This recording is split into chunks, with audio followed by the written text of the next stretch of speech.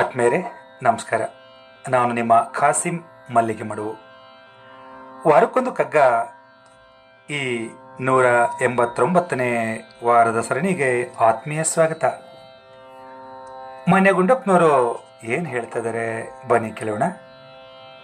ಮೇಲೆ ಕೆಳಗೊಳಗೆ ಬಳಿ ಸುತ್ತಲೆ ತೆತ್ತಲು ಮೂಲೆ ಮೂಲೆಯಲ್ಲಿ ವಿದ್ಯುಲ್ಲಹರಿಯೊಂದು ಧೂಳಿಕಣ ಭೂಗೋಳ ರವಿ ಚಂದ್ರ ತಾರೆಗಳ ಚಾಲಿಪುದು ಬಿಡು ಕೊಡದೆ ಮಂಕುತಿಮ್ಮ. ಮೇಲೆ ಕೆಳಗೆ ಒಳಗೆ ಬಳಿ ಸುತ್ತಲೂ ಎತ್ತೆತ್ತಲು ಮೂಲೆ ಮೂಲೆಯಲ್ಲಿ ವಿದ್ಯುಲ್ಲಹರಿಯೊಂದು ಧೂಳಿಕಣ ಭೂಗೋಳ ರವಿ ಚಂದ್ರ ತಾರೆಗಳ ಚಾಲಿಪುದು ಬಿಡು ಕೊಡದೆ ಮಂಕುತಿಮ್ಮ. ವಿದ್ಯುಲ್ಲಹರಿ ಅಂದರೆ ಮಿಂಚಿನ ಹರಿದಾಟ, ಧೂಳಿಕಣ ಅಂದರೆ ಧೂಳಿನ ಕಣ, ಚಾಲಿಪುದು ಅಂದರೆ ಚಲಿಸುತ್ತದೆ, ಬಿಡು ಕೊಡದೆ ಅಂದರೆ ನಿರಂತರವಾಗಿ ಒಂದು ಕ್ಷಣವೂ ವಿರಾಮವಿಲ್ಲದೆ.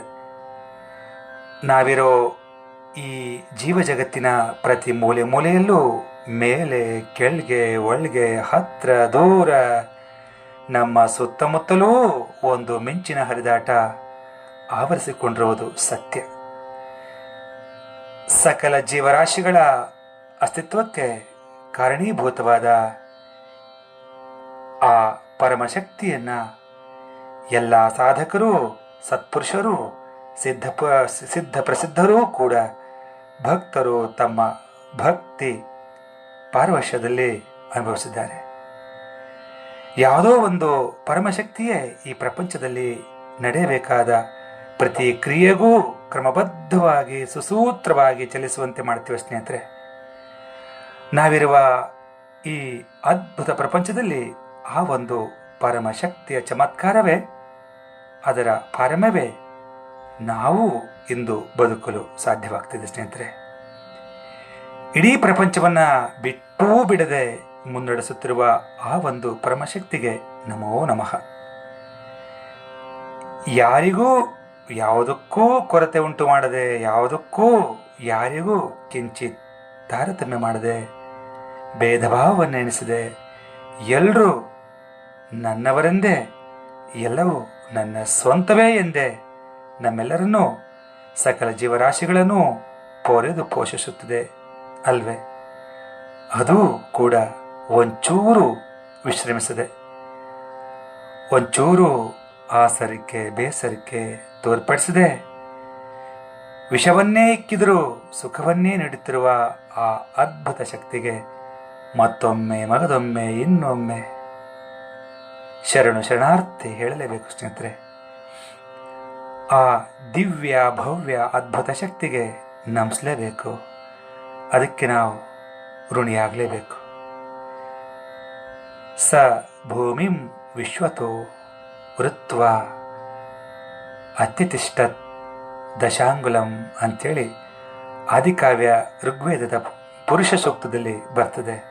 ಅಂದರೆ ಯಾವುದೇ ಒಂದು ವಸ್ತು ಮಿಕ್ಕೆಲ್ಲ ವಸ್ತುಗಳನ್ನೂ ತನ್ನ ಅಧೀನದಲ್ಲಿ ಇಟ್ಕೊಂಡಿರ್ಬೇಕಾದ್ರೆ ತಾನು ಅದೆಲ್ಲಕ್ಕಿಂತಲೂ ಮೇಲಿರಬೇಕು.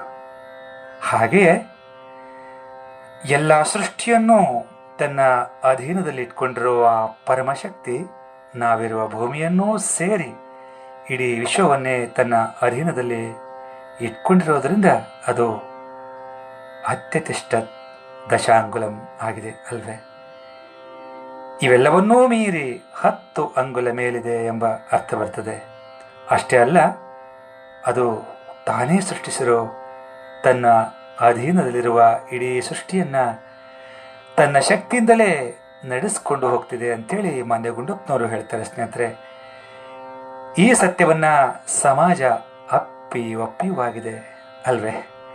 ಆದರೆ ಸಕಲ ಜೀವರಾಶಿಗಳು ಈ ಪ್ರಕೃತಿ ನಿಯಮಕ್ಕೆ ಬದ್ಧವಾಗಿ ಪ್ರಬುದ್ಧವಾಗಿ ಅದಕ್ಕೆ ಪೂರಕವಾಗಿರಬೇಕಾದ್ರೆ ಈ ಮನುಷ್ಯ ಮಾತ್ರ ಇಡೀ ಮನುಕುಲಕ್ಕೆ ಮಾರಕವಾಗಿ ಆ ಪ್ರಕೃತಿ ನಿಯಮಕ್ಕೆ ವಿರುದ್ಧವಾಗಿ ಈ ಪ್ರಕೃತಿಗೆ ಪರಿಸರಕ್ಕೆ ರಕ್ಕಸನಾಗಿ ದುರಹಂಕಾರದಿಂದ ಮೆರೆತಿರುವ ಈ ನೀಚ ಮನುಷ್ಯನಿಗೆ ಯಾಕೆ ಸೃಷ್ಟಿ ಮಾಡಬೇಕಾಗಿತ್ತು ಅನ್ನೋದೇ ಇಂದಿನ ಯಕ್ಷ ಪ್ರಶ್ನೆ ಅಂತ ಹೇಳ್ತಾ ಈಗ ಕೇಳೋಣ ನನ್ನ ರಾಗ ಸಂಯೋಜನೆಯ ಈ ಕಗ್ಗವನ್ನ.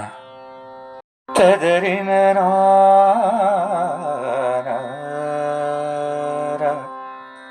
ತದರ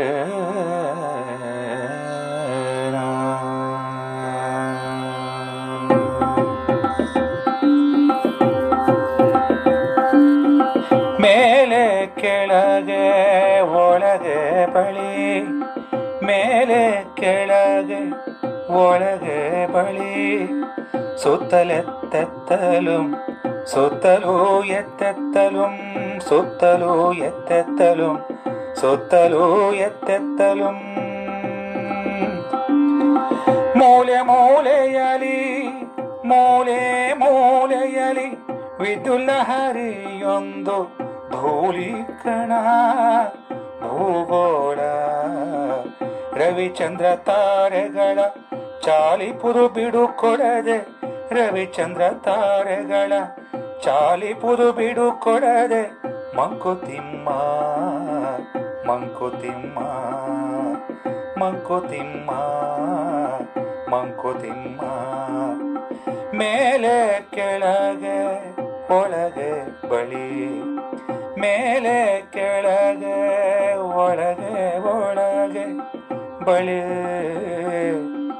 ಸುತ್ತಲೆತ್ತೆತ್ತಲುಂ ಸುತ್ತಲೂ ಎತ್ತೆತ್ತಲುಂ, ಮೂಲೆ ಮೂಲೆಯಲಿ ವಿದ್ಯುಲ್ಲಹರಿಯೊಂದು ಧೂಳಿಕಣ ಭೂಗೋಳ, ರವಿಚಂದ್ರ ತಾರೆಗಳ ಚಾಲಿಪುದು ಬಿಡು ಕೊಡದೆ, ರವಿಚಂದ್ರ ತಾರೆಗಳ ಚಾಲಿಪುದು ಬಿಡು ಕೊಡದೆ, ಮಂಕುತಿಮ್ಮ ಮಂಕುತಿಮ್ಮ ಮಂಕುತಿಮ್ಮ ಮಂಕುತಿಮ್ಮ ಮಂಕುತಿಮ್ಮ